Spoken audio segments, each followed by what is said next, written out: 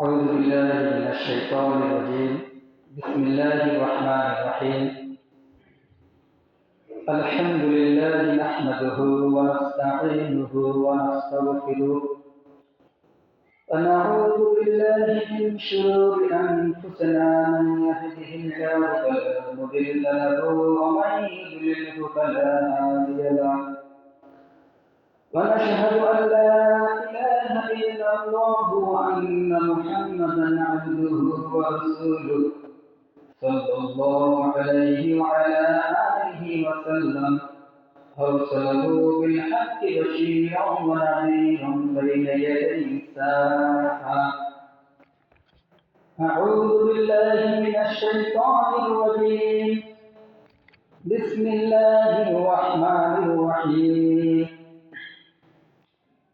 إنما التوبة على الله للذين يعملون السوء بجهالة ثم يتوبون من قريب فأولئك يتوب الله عليهم وكان الله عليما حكيما.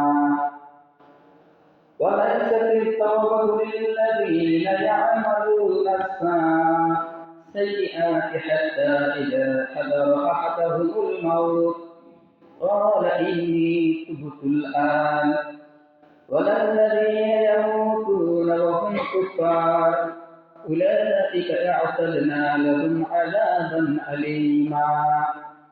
قال النبي صلى الله عليه وسلم طلب العلم فريضة على كل مسلم.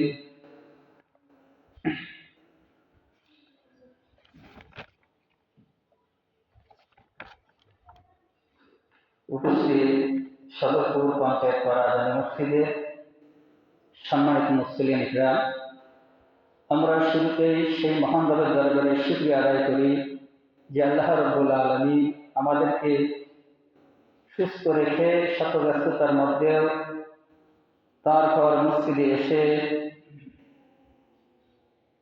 কিছু সুন্নত নামাজ পড়া এবং বসে থাকার তৌফিক দান করলেন। সকলেই জবান খুলে বলি আলহামদুলিল্লাহ।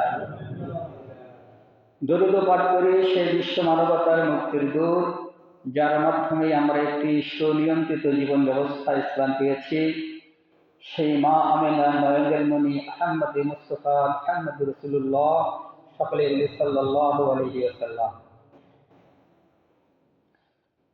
তো আজকে হচ্ছে পবিত্র জুমার দিন, শুক্রবার। এই শুক্রবার জুমার দিনটা মুসলমানদের জন্য একটি স্পেশাল দিন। এই দিনকে গরিবদের হজের দিন হিসেবে আখ্যায়িত করা হয়েছে। তো আল্লাহ তাআলার কাছে এই দিনটার গুরুত্ব অত্যাধিক। তো এই দিন জোহরের ওয়াক্তে আমরা প্রতিদিন যেমন 4 রাকাত ফরজ নামাজ আদায় করি, এই জুমার দিন আল্লাহ রাব্বুল আলামিন এই 4 রাকাত নামাজকে আমাদের জন্য 2 রাকাত করে দিয়েছেন। আর বাড়তি হিসাবে এই খুতবা শোনা আমাদের জন্য ওয়াজিব করে দিয়েছেন। অর্থাৎ এই যে আমরা যে জুম্মার দিন আলোচনা করি, খুতবা দেই, এই খুতবা শোনা আমাদের জন্য ওয়াজিব।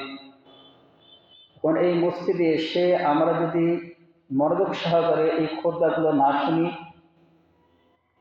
বিভিন্ন চিন্তা চেতনার মধ্যে আমরা ডুবে যাই, অথবা অনেকে আমরা ঘুমের মধ্যে টুকি, তাহলে কিন্তু এই জুম্মার যে মর্তবা এটা কিন্তু আদায় হবে না। আমরা একটা ওয়াজিব তরফ করে ফেলবো, আর ওয়াজিব তরফ করা কিন্তু কবিরা গুনাহ। সেজন্য আমাদেরকে সজাগ থাকতে হবে, ঘুমানো যাবে না। যদি কারো ঘুম ধরে, আল্লাহ রাসূল সাল্লাল্লাহু আলাইহি সাল্লাম বলছেন যে মসজিদে এসে যদি কারো ঘুম ধরে যায়, সেজন্য তারা জায়গাটা একটু পরিবর্তন করে নেয়। যখন এই ঘুমের ভাব আসবে, আমরা জায়গাটাকে পরিবর্তন করে নেব, এটা রাসূলের একটা তরিকা। তারপরেও যদি ঘুম না ভাঙে, তাহলে আমরা গিয়ে আবার পুনরায় উযু করে আসবো, তাহলে দেখা যাবে যে ঘুমটা আমাদের কাছ থেকে চলে যাবে। তো আমরা খুব মনোযোগ সহকারে খুতবাগুলো শোনার চেষ্টা করব। এই খুতবার মাধ্যমে আমরা কিছু শেখার চেষ্টা করব। আমি শুরুতেই মহাপবিত্র আল কুরআন সূরা নিসা থেকে 2খানা আয়াত তেলাওয়াত করেছি এবং আল্লাহ রাসূল সাল্লাল্লাহু আলাইহি ওয়াসাল্লামের একখানা হাদিস তেলাওয়াত করেছি আপনাদের সামনে। তো আজকে ইনশাল্লাহ এর আলোকেই আলোচনা হবে। আল্লাহ রাব্বুল আলামিন আমাদেরকে সতর্ক হওয়ার জন্য মহাপবিত্র আল কোরআনের মাধ্যমে জানিয়ে দিচ্ছেন, ইন্নামাত তাওবাতু আলাল্লাহি লিল্লাযীনা ইয়া'মালুনা আস-সু'i বিজাহালাতিন সুম্মা ইয়াতুবুনা মিন করিবিন ফাউলাইকা ইয়াতুবুল্লাহু আলাইহিম ওয়া কানাল্লাহু আলিমান হাকীমা। وليست التوبة للذين يعملون السيئات حتى إذا حضر أحدهم الموت قال إني تبت الآن ولا الذين يموتون وهم كفار أولئك أعتدنا لهم عذابا أليما। আল্লাহ রাব্বুল আলামিন আমাদেরকে জানিয়ে দিচ্ছেন যে নিশ্চয়ই আল্লাহ রাব্বুল আলামিন ওই সমস্ত ব্যক্তির তওবা কবুল করেন না, নিশ্চয়ই আল্লাহ রাব্বুল আলামিন ওই সমস্ত ব্যক্তির তওবা কবুল করেন যারা ভুলবশত গুনাহের কাজে লিপ্ত হয় এবং অনুশোচনায় পরে সঙ্গে সঙ্গে তওবা করে নেয়। আল্লাহ রাব্বুল আলামিন ওই সমস্ত ব্যক্তির তওবা কবুল করে নেন। যে কেউ ভুলবশত কিছু অন্যায় কাজ করে ফেলেছে, কিছু গুনাহের কাজ করে ফেলেছে, যখন সে বুঝতে পারে যে আমি কাজটা আসলে ঠিক করিনি, এই চিন্তা ফিকির তার মনের মধ্যে আসা মাত্রই যখন সে আল্লাহ তাআলার দরবারে তওবা করে নেয়, আল্লাহ রাব্বুল আলামিন তার তওবাটা কবুল করে নেন এবং তাকে সেই গুনাহ থেকে আল্লাহ নাজাত দান করেন। সবাই বলি সুবহানাল্লাহ।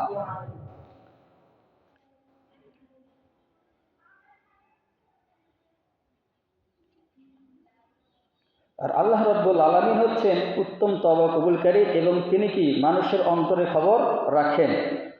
পরের আয়াতে আল্লাহ রাব্বুল আলামিন বলছেন যে আল্লাহ ওই সমস্ত ব্যক্তির তওবা কবুল করেন না যারা মৃত্যু পর্যন্ত গুনাহ করিয়া থাকে এবং তারা মনে করে যে আমরা মৃত্যুর পূর্ব মুহূর্তে তওবা করব।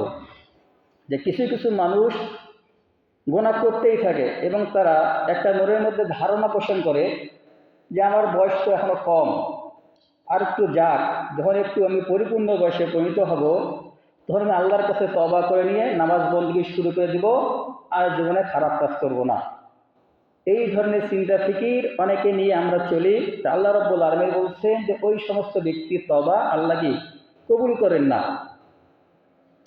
আল্লাহ ওই সমস্ত ব্যক্তিদেরকে ক্ষমা করেন না যারা কাফির অবস্থায় মৃত্যুবরণ করে।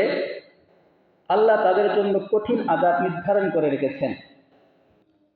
তো এই আয়াতখানা নাজিল হওয়ার প্রেক্ষাপট হচ্ছে তদানীন্তন সময়ে মক্কার কিছু মানুষ এরা মনে মনে বলা বলি করতো যে আমরা তো এখনো যুবক, আমাদের তো এখনো অনেক দিন বেঁচে থাকবো, আমরা এখন যা মন চায় তাই করবো। যখন আমাদের মরণ ঘনিয়ে আসবে আমরা মৃত্যুর পূর্ব মুহূর্তে আমরা তওবা করে নিব। আর আমরা যদি আল্লাহর কাছে তওবা করি তাহলে তো আল্লাহ আমাদের সমস্ত গুনাহ ক্ষমা করে দিবেন, তাহলে কিন্তু আমরা জান্নাতে যেতে পারবো। ওই সমস্ত মানুষদেরকে সতর্ক করার জন্য আল্লাহ রাব্বুল আলামিন এই আয়াতটা নাজিল করে আল্লাহ রাসূলকে জানিয়ে দিচ্ছেন, হে রাসূল আপনি বলে দেন যে যারা এই ধরনের চিন্তা চেতনা মনের মধ্যে লালন করে তারা আসলে ভুল পথে রয়েছে। তারা জীবনের শেষ মুহূর্তে এসে যে তওবা করার চিন্তা ফিকির তাদের মনের মধ্যে নিয়ে লালন করতেছে, তারা কি আসলে জানে তারা কতদিন বেঁচে থাকবে? তারা কিন্তু কতদিন বেঁচে থাকবে এটা কিন্তু কেউ আমরা বলতে পারি না।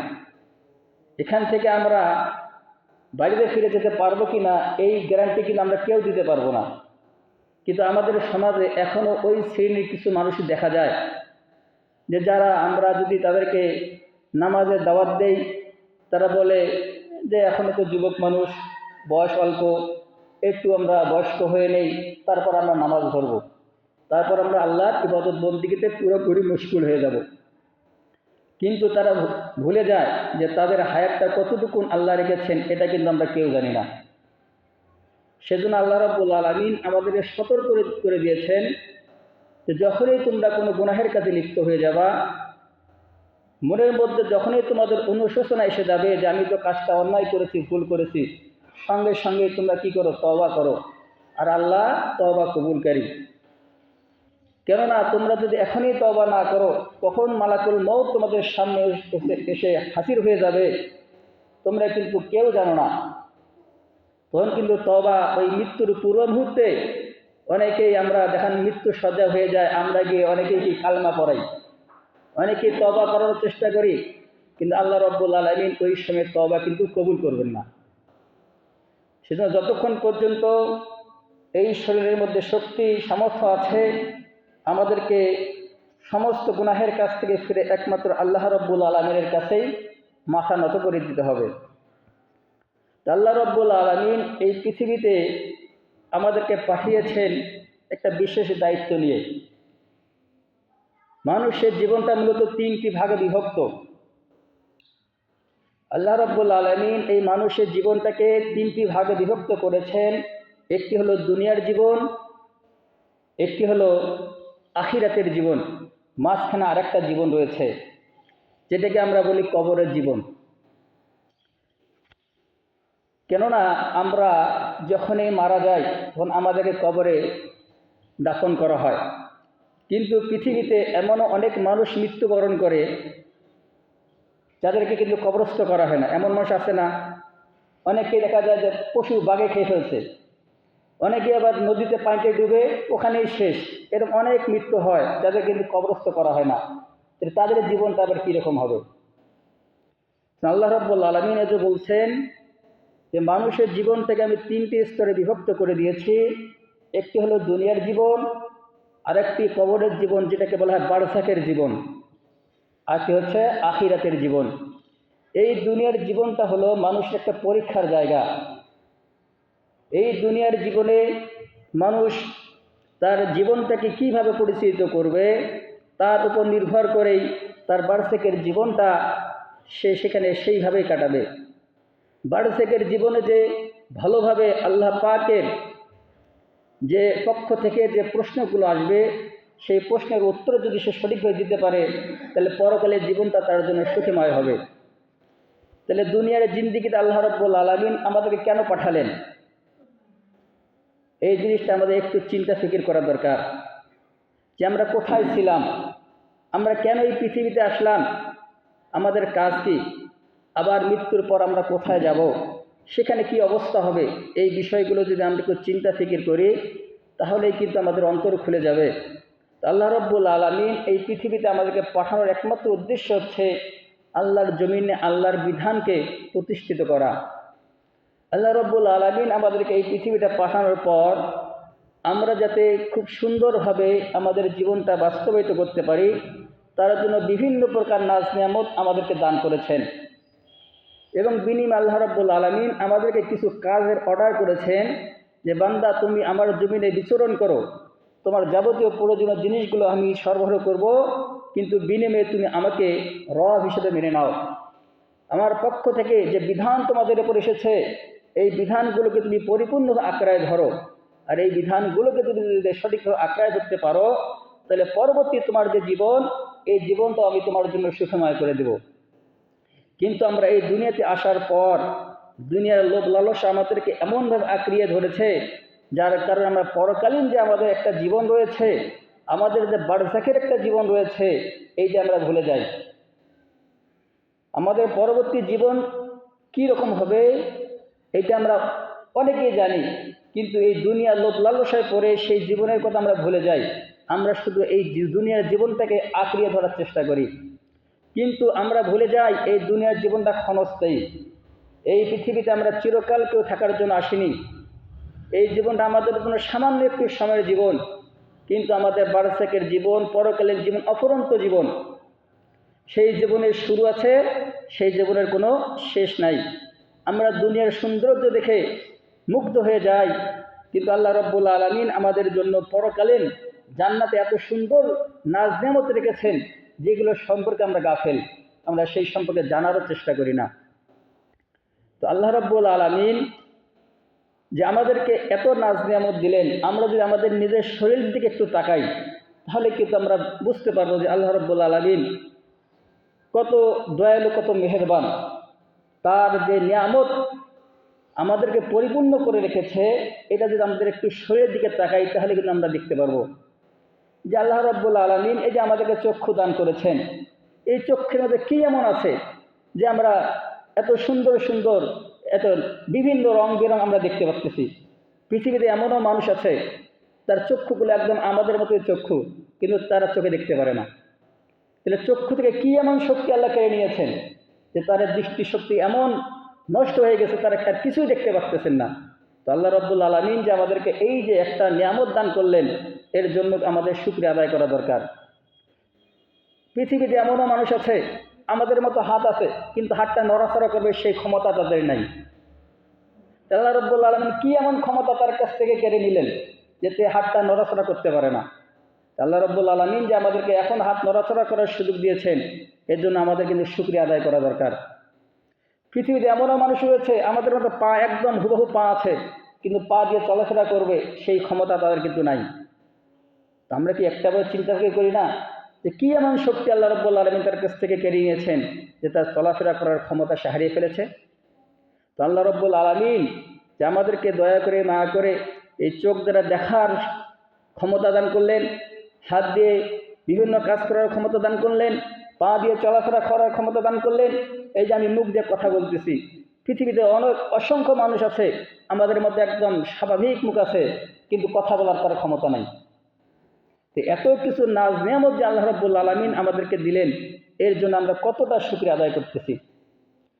আল্লাহ রাব্বুল আলামিন এই নাজ নিয়ামতগুলো আমাদেরকে দান করেছেন, এর বিনিময়ে আমাদেরকে কিছু কাজ করে যেতে হবে। এই কাজগুলো যদি আমরা সঠিকভাবে করে যেতে না পারি, তাহলে আমাদেরকে যে আমাদের পরবর্তী যে বারজাখের জীবন, সেই বারজাখের জীবনে গিয়ে আমরা কিন্তু ধরা খেয়ে যাব। এই পৃথিবীতে আমরা যে যা করি না কেন, আল্লাহ রাব্বুল আলামিন আমাদেরকে স্বাধীনতা দিয়েছেন। এই যে আজকে ফজরের সময় আমরা অনেকেই নামাজ পড়িনি, কিন্তু আল্লাহকে আমাদের খাবার বন্ধ করে দিয়েছেন? আল্লাহ কিন্তু আমাদের খাবার বন্ধ করে দেননি। আমরা নামাজ পড়লেও আল্লাহ আমাদেরকে খাবার দেন, আমরা যদি নামাজ না পড়ি আল্লাহ তাও আমাদেরকে খাবার দেবেন। এই পৃথিবীতে আমরা আল্লাহর নাফরমানি করার কারণে আল্লাহ রাব্বুল আলামিন আমাদেরকে কোনো শাস্তি দিবেন না, আমাদের নাজ নিয়ামতগুলো বন্ধ করে দিবেন না, সব আল্লাহ স্বাভাবিকভাবে চালু রাখবেন। মুসলমানের জন্য যেভাবে আল্লাহ রাব্বুল আলামিন দয়াবর্ষণ করেন, ঠিক তেমনি যারা কাফের, যারা বেধর্মী, তাদের প্রতি আল্লাহ রাব্বুল আলামিনের রহমত সমানভাবে বর্ষিত করা হয়েছে। কিন্তু যারা বেধর্মী, যারা আল্লাহকে অস্বীকার করে, যারা কাফের, তাদের নিয়ামতগুলো দুনিয়ার মধ্যে সীমাবদ্ধ। আর যারা মুসলমান হিসেবে নিজেকে দাবি করে, আল্লাহর বিধান অনুযায়ী নিজেদের জীবনটা পরিচালিত করে, তাদের এই দুনিয়ার নাজ নিয়ামত ভোগ করার পর যারা আল্লাহর বিধানগুলোকে সঠিকভাবে মেনে চলবে, তাদের জন্য পরবর্তীতে আরও অনেক পুরস্কারের ব্যবস্থা রেখেছেন। এই পৃথিবীতে আমরা কেউ চিরকাল থাকবো না, এটা আমরা সকলেই জানি, এটা আমরা সকলেই মনে প্রাণে বিশ্বাস করি। কিন্তু আমরা একেবারে চিন্তা করে দেখি তো, এই যে মরণ যেদিন আমাদের হবে, আমরা তো কল্পনার জগতে চলে যাই। ধরে নেন মালাকুল মউত আমাদের সামনে হাজির হয়ে গেছে, আর অল্প কিছু সময়ের মধ্যে এই আমাদের পরাণ পাখি নিয়ে চলে যাবে। আমাদের আশেপাশে বিভিন্ন আমাদের আত্মীয় স্বজন, আমাদের ছেলে সন্তান, স্ত্রীরা উপস্থিত, কিন্তু কোনো কথা বলার কোনো ক্ষমতা আমাদের থাকবে না। আজরাইল একবার ডান পাশে যাবে, আমরা ডান পাশে তাকাবো, আবার আজরাইল আবার বাম পাশে যাবে, আমরা আবার বাম পাশে তাকাবো। আজরাইল সামন পিছনে যাবে, আমরা শুধু এদিক থেকে তাকাতাকি করবো, আমাদের কথা বলার কোনো ভাষা থাকবে না। সেদিন সবাই ঘর ভর্তি থাকবে, কেউ আজরাইলকে সেখান থেকে, আজরাইলের হাত থেকে আমাদেরকে কেউ রক্ষা করতে পারবে না। একটু আমরা কল্পনার জগতে চলে যাই, সেই দিনটা কী রকম অবস্থা হবে। সেই দিনটা, এই দিনটা একদিন আমাদের সবার কিন্তু হবে। এই দিন থেকে আমরা কেউ রেহাই পাবো না। আজরাইল মনে করে আমাদের সামনে উপস্থিত, আর অল্প সময়ের মধ্যে এই রুহু বের করে নিয়ে চলে যাবে। কি অবস্থা হবে সেদিন? আজরাইল ঠিক নির্দিষ্ট সময় যখন আমাদের রুহুটা বের করে নিয়ে চলে যাবে, আমাদের দেহটা কিন্তু পড়ে থাকবে একদম বিছানায়। আমরা আর নড়াচড়া করতে পারবো না, কথা বলতে পারবো না, আমাদের সকল ক্ষমতা আমরা হারিয়ে ফেলবো। আমাদের যারা আত্মীয় স্বজন সঙ্গে সঙ্গে আমাদেরকে কি সেই বিছানা থেকে মাটিতে নামায় দেবে। আর একটা সেকেন্ডের জন্য আমাদেরকে সেই বিছানায় থাকতে দেবে না, যে বিছানার জন্য আমরা কত লড়াই করেছি, কত সংগ্রাম করেছি। যেই বিছানার জন্য আমরা ন্যায়কে ন্যায় বলি নাই, অন্যায়কে অন্যায় ভাবি নাই। কিভাবে একটা ভালো মানের বিছানা তৈরি করা যায়, একটা ভালো মানের বাড়ি তৈরি করা যায়, এই চিন্তা ফিকিরে কিন্তু আমরা ব্যস্ত ছিলাম। কিন্তু যখনই সেই রুহুটা আমাদের দেহ থেকে বের হয়ে যাবে, সঙ্গে সঙ্গে সেই বিছানায় কিন্তু আমাদের থাকার আর অধিকার শেষ হয়ে যাবে। একটা সেকেন্ডের জন্য সেই বিছানায় আমাদেরকে রাখতে যাবে না। সেই বিছানা থেকে আমাদেরকে মাটিতে শোয়াই দেওয়া হবে, সঙ্গে সঙ্গে আমাদের শরীর থেকে সমস্ত পোশাক খুলে ফেলা হবে। অথচ এই পোশাকটা কেনার সময় কত আমরা দোকানে ঘুরেছি, কালারগুলো দেখেছি, সুতাগুলো দেখেছি, এই পোশাকটা আমাদের শরীরের সঙ্গে মানানসই হবে কিনা গায়ে দিয়ে দেখেছি। অথচ সেই পোশাকটা আর একটা সেকেন্ডের জন্য আমাদের শরীরে রাখা হবে না, সঙ্গে সঙ্গে সেই পোশাকটা আমাদের শরীর থেকে খুলে ফেলা হবে। কেউ বাস্তবে যাবে বাঁশ কাটার জন্য, কেউ কবরস্থানে যাবে কবর খননের জন্য, কেউ বা এলাকায় এলান করবে অমুক নাই। এক একজন এক এক কাজে ব্যস্ত হয়ে যাবে, কিন্তু আমাদের রুহুটা এদিক সেদিক ঘোরাঘুরি করবে। রুহুটা ঘোরাঘুরি করবে, এই রুহুটাকে কেউ দেখতে পারবে না, সবাই ব্যস্ত হয়ে যাবে। কত তাড়াতাড়ি আমাদেরকে মাটি চেপা দেওয়া হয়,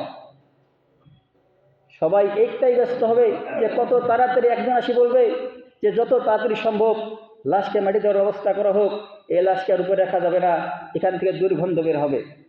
অথচ এই বাড়িঘর, এই আত্মীয় স্বজন, এই সন্তান সন্ততির জন্য কত কিছুই না করেছি, সেদিন সব কিছু আমাদের কাছ থেকে দূরে সরে যাবে। এইগুলোর আমরা আর ভোগ দখল করার কোনো ক্ষমতা থাকবে না।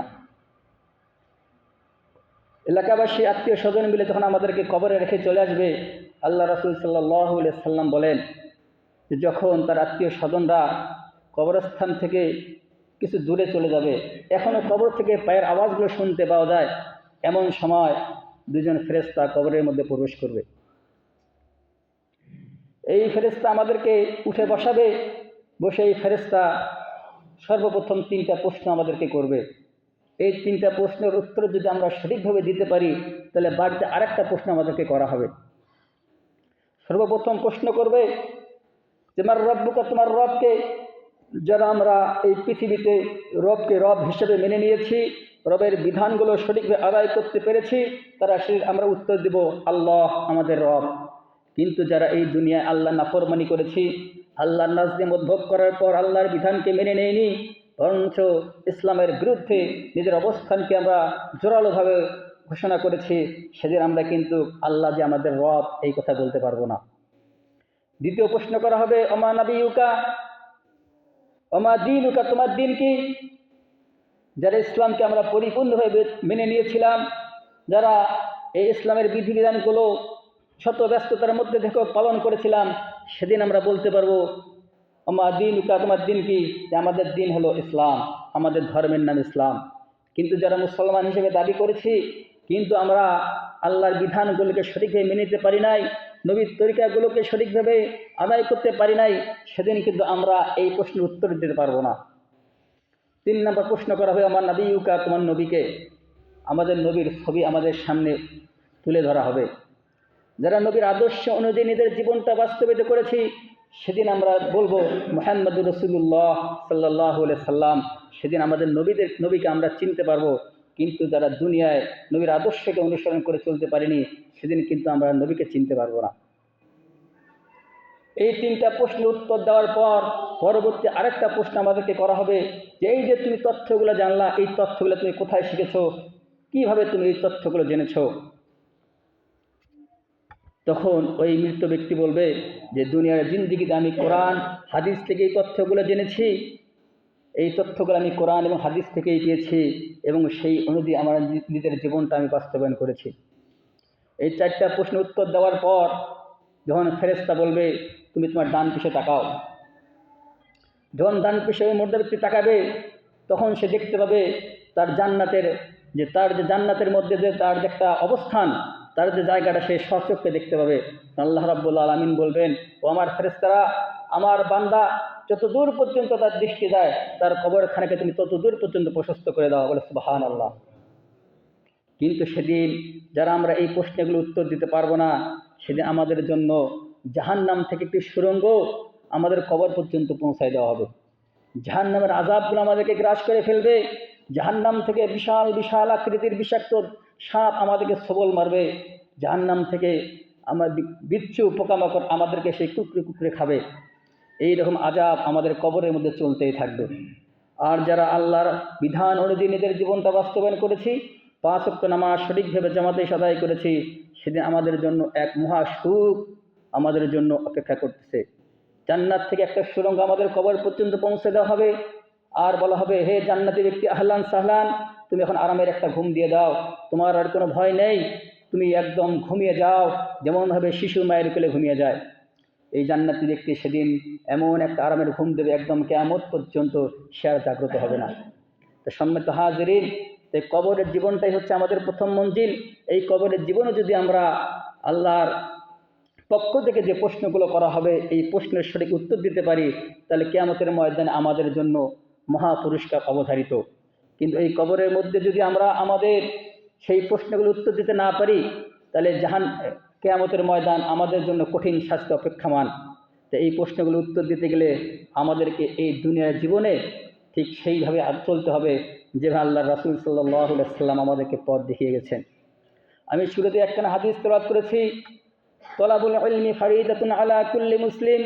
আল্লাহ রাসূল সাল্লাল্লাহু আলাইহি ওয়াসাল্লাম বলেছেন যে প্রত্যেকটা মুসলমান নর নারীর উপর ইলমে দ্বীন শিক্ষা করা ফরজ। আমরা যে মুসলমান, আমরা যে আল্লাহ পাকের সৃষ্টি, এই তথ্যটা আমাদেরকে অবশ্যই জ্ঞান অন্বেষণ করতে হবে কোরআন এবং হাদিস থেকে। এই কাজটা যদি আমরা না করি, আমরা যদি দুনিয়ার লোভ লালসার মধ্যে ডুবে যাই, তাহলে কিন্তু আমরা পরকালে ধরা খেয়ে যাব। যখনই আমরা বিভিন্ন জ্ঞান অন্বেষণ করব, আমরা কোরআন এবং হাদিস সম্পর্কে জানব, তখনই আমাদের মধ্যে একটা ভয়ভীতি পয়দা হয়ে যাবে। জাহান্নামের কথাগুলো যখন আমরা জানব, জান্নাতের যে নিয়ামত কথাগুলো যখন আমরা জানব, তখন কিন্তু আমাদের ইবাদতের প্রতি একটা মনোযোগ তৈরি হবে। কিন্তু আমরা আসলে সেই জ্ঞান থেকে অনেক দূরে সরে আছি।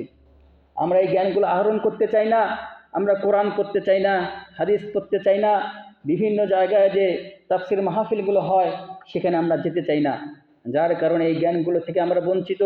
আমরা জাহান্নামের যে আযাব, এই আযাবগুলো আমরা জানি না। জান্নাতে যে আল্লাহ রাব্বুল আলামিন আমাদের জন্য কত নাজ নিয়ামত রেখেছেন, এই নিয়ামতগুলো আমরা জানি না। আল্লাহ রাব্বুল আলামিন জান্নাতের বর্ণনা দিতে গিয়ে বলেছেন যে জান্নাতি ব্যক্তিদের জন্য দুধের নহর থাকবে। যেমন নদী আছে না, এরকম দুধের নদী থাকবে, মধুর নদী থাকবে, শরাবের নদী থাকবে। জান্নাতি ব্যক্তিরা যখন যা মন চাবে সেখান থেকে খেয়ে ফেলবে। জান্নাতি ব্যক্তিরা আকাশ দিয়ে পাখি উড়ে যাবে। কোনো জান্নাতি ব্যক্তি যদি মনে মনে কল্পনা করে, আহা এই পাখির মাংসটা যদি খেতে পারতাম, এই যে মনে মনে কল্পনা করবে, সঙ্গে সঙ্গে সেই পাখিটা একদম রোস্ট আকারে তার সামনে এসে হাজির হয়ে যাবে। বলি সুবহানাল্লাহ। এমন কোনো জান্নাতি ব্যক্তি যদি মনে করে আমি এটা হাত দিয়েও খাবো না, একটু হা করবে, পাখি একদম আপনা আপনি তার মুখের মধ্যে চলে যাবে। এইরকম বিভিন্ন নাজ নিয়ামতে পরিপূর্ণ জান্নাত। এই জান্নাতে যেতে গেলে আমাদেরকে দুনিয়ায় একটু কষ্ট স্বীকার করতে হবে। দুনিয়া হচ্ছে মুমিনদের জন্য জেলখানা। জেলখানায় যেমনিভাবে একজন কয়েদি তার স্বাধীন মোতাবেক চলতে পারে না, তাকে জেলখানার নিয়ম নীতি মেনে চলতে হয়, ঠিক তেমনিভাবে এই দুনিয়া মুমিনদের জন্য জেলখানা। মুমিন তার স্বাধীন মতো এই দুনিয়া চলতে পারবে না। মুমিন এই দুনিয়ায় চলতে গেলে কিছু নিয়ম নীতির মধ্যে তাকে চলতে হবে। মুমিন এই দুনিয়ায় চলতে গেলে কিছু নিয়মের মধ্যে তাকে চলতে হবে। সে যা খুশি তাই করতে কিন্তু পারবে না। আল্লাহ রাব্বুল আলামিন আমাদের এবার 5 ওয়াক্ত নামাজ ফরজ করে দিয়েছেন। মুয়াজ্জিন সাহেব হাইয়া আলাস সালাহ বলে ডাক দেয়, আমরা কি করি? ঘাড় ঘুরিয়ে চলে যাই। আমরা একবারও চিন্তা করি না যে হাইয়া আলাস সালাহ শব্দের অর্থ কী। মুয়াজ্জিন সাহেব কেন 5 বার এই কথাগুলো বলে, 5 ওয়াক্তে কেন এইভাবে মানুষদেরকে ডাকে, এর কারণ কি, এটা আমরা তো চিন্তাও করি না। তাহলে আমরা কার সাথে এই মাতাব্বরি দেখাই? মুয়াজ্জিন সাহেব তো ডাকতেছেন মসজিদে আল্লাহর ইবাদত করার জন্য আসো, কিন্তু আমরা ঘাড় ফিরে চলে গেলাম, চিন্তা ফিকিরও করলাম না যে আল্লাহ রাব্বুল আলামিন যে আমাদেরকে সৃষ্টি করেছেন, একদিন আমাদেরকে মৃত্যুবরণ করতে হবে। এই মৃত্যুর পর তো আমাদের জন্য পুরস্কারের ব্যবস্থা আছে, শাস্তির ব্যবস্থাও আছে। তা আমি যদি আজকে এই আল্লাহর বিধানগুলোকে অমান্য করে চলে যাই, তাহলে তো আমার জন্য ভয়াবহ শাস্তি অপেক্ষা করতেছে। আর এই শাস্তি দুনিয়ার শাস্তি অপেক্ষা শত শত গুণ অনেক বেশি। আল্লাহ রাব্বুল আলামিন নাজ নেমত আমরা ভোগ করতেছি। আমাদের উচিত যে কোরআন এবং হাদিস নিয়মিতভাবে অধ্যয়ন করে কোরআন ইসলাম সম্পর্কে জ্ঞান অন্বেষণ করা এবং সেই অনুযায়ী নিজের জীবনটা বাস্তবায়ন করা। যদি আমরা তা না করতে পারি, তাহলে আমাদের জন্য মহাশাস্তি অপেক্ষমান। আর যদি আমরা আল্লাহর বিধানগুলোকে পরিপূর্ণভাবে মেনে নেই, 5 ওয়াক্ত নামাজ শরীফ আদায় করি, যাদের সামর্থ্য রয়েছে হজ করি, যাদের সামর্থ্য রয়েছে যারা জাকাত দেই, রমজান মাসে ফরজ রোজাগুলো আদায় করি, তাহলে আমাদের ভয়ের কোনো কারণ নাই। জান্নাত আমাদের জন্য অবধারিত। কবরে আমাদের কোনো ভয় থাকবে না। আল্লাহ রাসূল সাল্লাল্লাহু আলাইহি ওয়াসাল্লাম বলেছেন, কয়েকটি আমল আমাদেরকে শিখিয়ে দিয়েছেন, এই কয়েকটি আমল যদি কোনো বান্দা নিয়মিত আদায় করে, তাহলে কবরে তার কোনো প্রশ্ন হবে না। কবরে থেকে কোনো প্রশ্ন করা হবে না, বিনা প্রশ্নেই সে কিন্তু জান্নাতে চলে যেতে পারবে। এইরকম কিছু আমলের কথা আল্লাহ রাসূল সাল্লাল্লাহু আলাইহি ওয়াসাল্লাম আমাদেরকে জানিয়ে দিয়েছেন। আল্লাহ রাসূল সাল্লাল্লাহু আলাইহি ওয়াসাল্লাম বলেছেন, কোনো ব্যক্তি যদি নিয়মিত প্রত্যেক দিন সূরা মুলুক পড়ে, তাহলে কবরে তার কোনো সওয়াল জবাব হবে না, সে বিনা সওয়ালে সে জান্নাতে যেতে পারে। সুবহানাল্লাহ। তাহলে এই সূরা মুলুক অত্যন্ত একটা তাৎপর্যপূর্ণ সূরা। আমরা এই সূরা প্রতিদিন পড়ার চেষ্টা করব। আল্লাহ রাসূল সাল্লাল্লাহু আলাইহি ওয়াসাল্লাম বলেছেন, যে ব্যক্তি বেশি বেশি দান সদকা করে, বেশি বেশি আল্লাহ রাস্তায় দান সদকা করে, কবরে তাকে কোনো প্রশ্ন করা হবে না, বিনা প্রশ্নেই তাকে কি আল্লাহ রাব্বুল আলামিন জান্নাত দিয়ে দিবেন। আল্লাহ রাসূল সাল্লাল্লাহু আলাইহি ওয়াসাল্লাম বলেছেন, যে ব্যক্তি আল্লাহর জিকির সব সময় করে, প্রতিনিয়ত তার কলব থেকে জিকিরের মধ্যে ডুবে রাখে, কবরে তাকে কোনো প্রশ্ন করা হবে না। এই আমরা বেশি বেশি করে এই জিকিরগুলো করার চেষ্টা করব।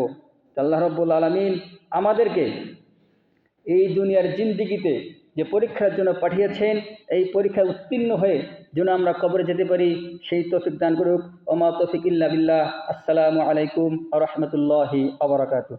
যারা সুন্নাত পড়েন সুন্নাত